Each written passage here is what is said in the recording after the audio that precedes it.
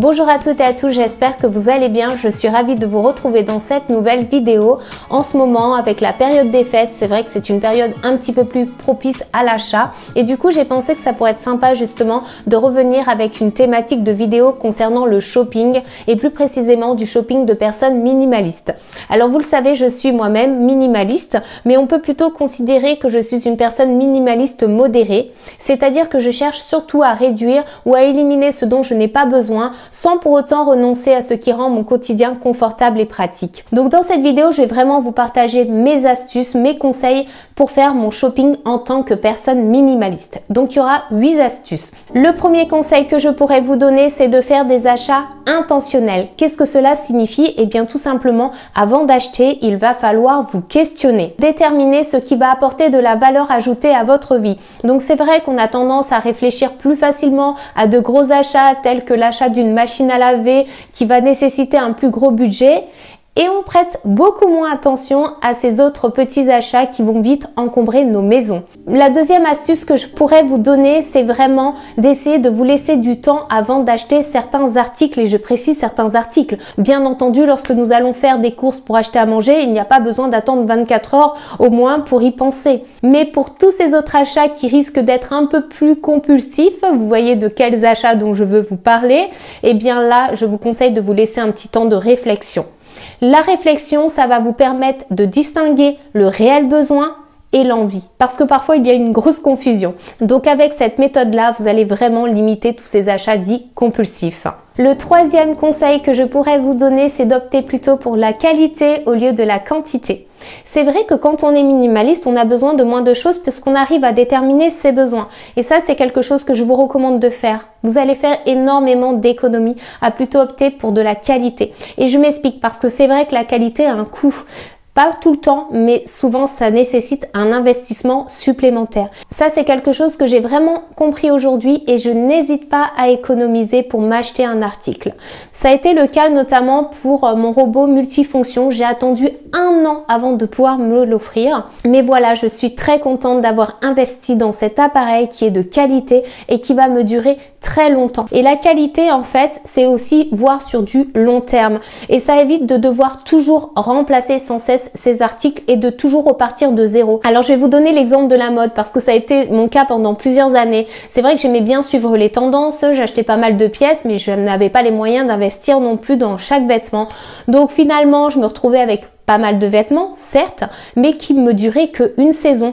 Et l'année suivante, j'étais obligée de tout renouveler. Maintenant, je réfléchis. Je ne suis plus les tendances. Je cherche vraiment des pièces qui me plaisent, qui me correspondent et vraiment de belle qualité. Vous savez, il y a un dicton qui dit: je ne suis pas assez riche pour acheter des pièces de bon marché. Et j'adore ce dicton parce qu'en fait, on pense que quand on n'a pas d'argent, justement, la qualité ou les choses un petit peu plus chères ne sont pas faites pour nous, mais c'est une idée reçue. En achetant des choses bon marché, vous allez perdre votre argent. C'est comme ça aussi que grâce au minimalisme, j'ai pu économiser énormément d'argent. Donc justement, je profite de ce petit moment de la vidéo pour vous reparler d'une marque avec qui j'ai déjà eu l'occasion de travailler, qui est Lily Silk. Vous le savez, j'aime beaucoup la marque pour la qualité des produits. Ils vendent, comme leur nom indique, de la soie, mais aussi du cachemire. Donc je suis très contente. Là, on a des articles là pour le coup qualitatifs et vraiment qui vont durer très longtemps. Donc c'est pour ça que je voulais vous en parler. Et je voulais aussi vous préciser que la qualité va faire aussi parfois l'élégance. Quand vous avez de la belle matière, eh bien vous allez vous distinguer. Et c'est ça qui va donner ce côté waouh. Vous voyez? Donc je vous montre la sélection que j'ai faite. J'ai vraiment eu le choix des pièces. Donc ce que je vous montre, ce sont des pièces que j'ai choisies, que je vais porter, que je vais garder. Donc j'ai choisi tout d'abord cette brassière. Vous l'avez déjà vu dans ma précédente vidéo où je vous parlais de la marque. Je l'avais choisie en noir. Je l'ai tellement adorée que j'ai demandé qu'on me l'envoie aussi couleur chair.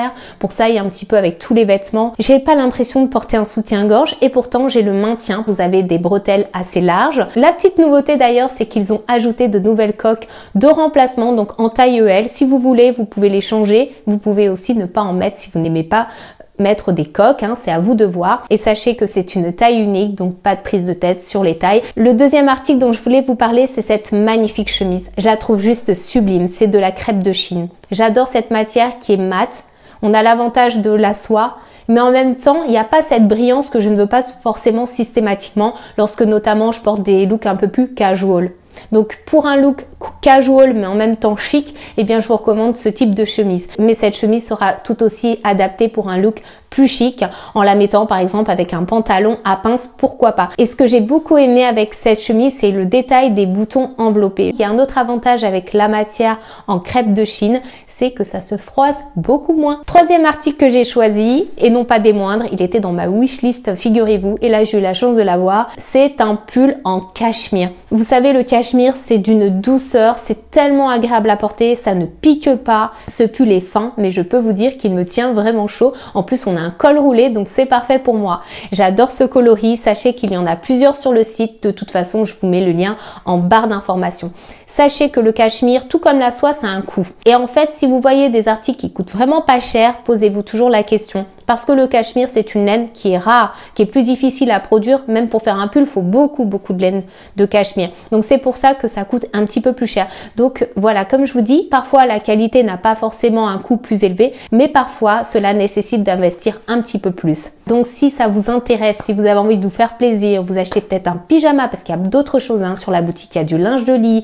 D'ailleurs, j'ai déjà des têtes d'oreiller Lily Silk, je les adore. Vous avez aussi des petits accessoires. Moi, j'utilise aussi très souvent leur chouchou, ça me casse pas les cheveux. Donc n'hésitez pas à aller voir sur la boutique. Et donc avec mon code BAF15, vous avez 15% supplémentaire sur la boutique Lily Silk. Donc si vous avez un cadeau aussi à vous faire en cette période des fêtes, ça peut être pourquoi pas une idée. Voilà, donc ça c'était pour la petite partie sponsorisée de la vidéo et on va continuer avec la suite des conseils. Le prochain conseil que je pourrais vous donner, je crois qu'on en est au 4e, j'espère ne pas me tromper, c'est de prendre en compte son budget. Il y a beaucoup de personnes qui sont devenues minimalistes parce qu'elles rencontraient de gros problèmes d'argent. Donc le but, ce n'est pas de se mettre dans le rouge. Vaut mieux économiser, quitte à renoncer à un objet, que de se mettre dans des difficultés.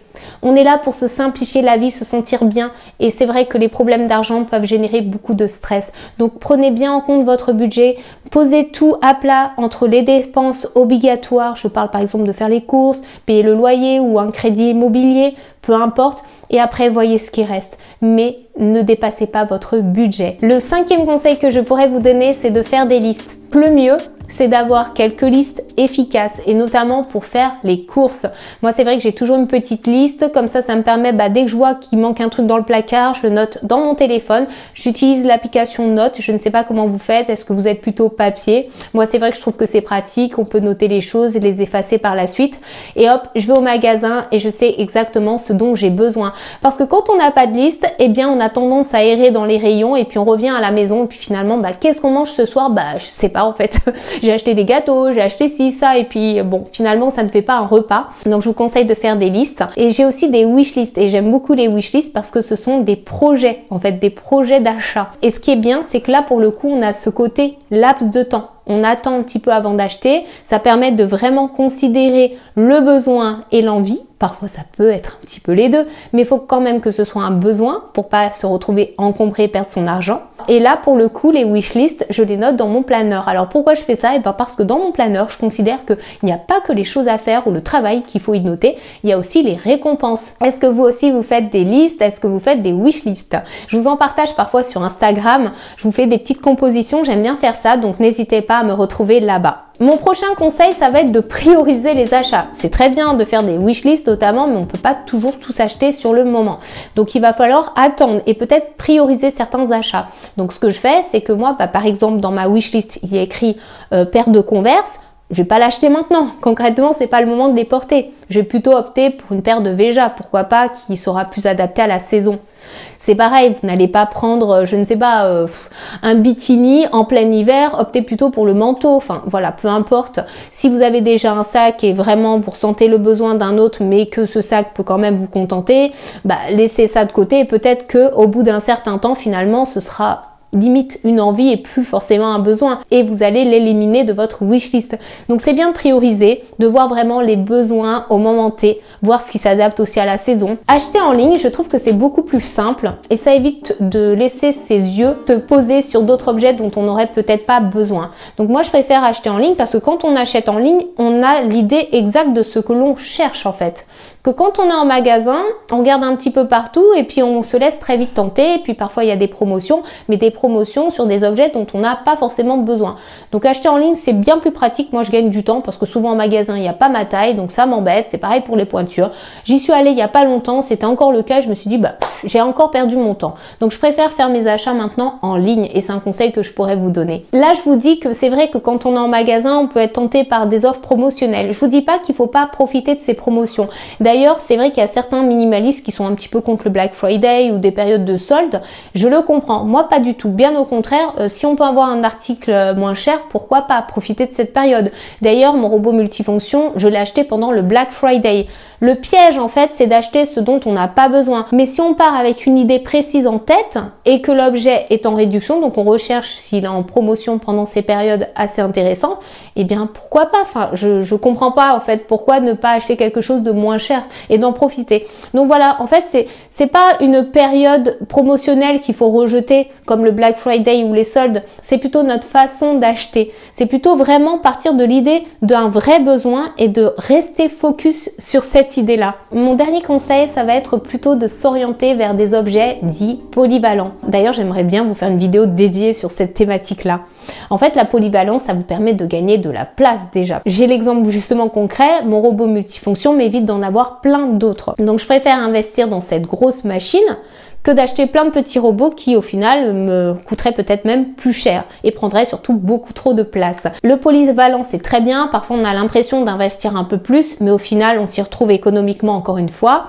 C'est pareil, mon canapé, vous me posez souvent la question mais en fait c'est un canapé mais c'est aussi un grand meuble de rangement. Sous chaque assise se trouve un coffre. Donc au final cela m'évite d'acheter un meuble supplémentaire pour ranger tout ce qu'il y a dedans et je gagne un espace fou, donc ça j'adore. Donc voilà pour ma vidéo de mes 8 conseils, mes 8 astuces pour faire du shopping comme une personne minimaliste. Donc même si vous ne vous considérez pas ou vous n'êtes pas une personne minimaliste, peut-être qu'il y aura des conseils qui vous serviront et d'ailleurs n'hésitez pas à me le dire en commentaire et à même me partager vos conseils, ça pourra toujours nous servir. Donc en barre d'infos, vous allez trouver le lien de mon compte Instagram, le lien des articles que je vous ai présentés dans la vidéo, donc les articles de la boutique Lily Silk avec mon code promotionnel qui est BAF15. Donc n'hésitez pas à en profiter si bien sûr vous en avez le besoin.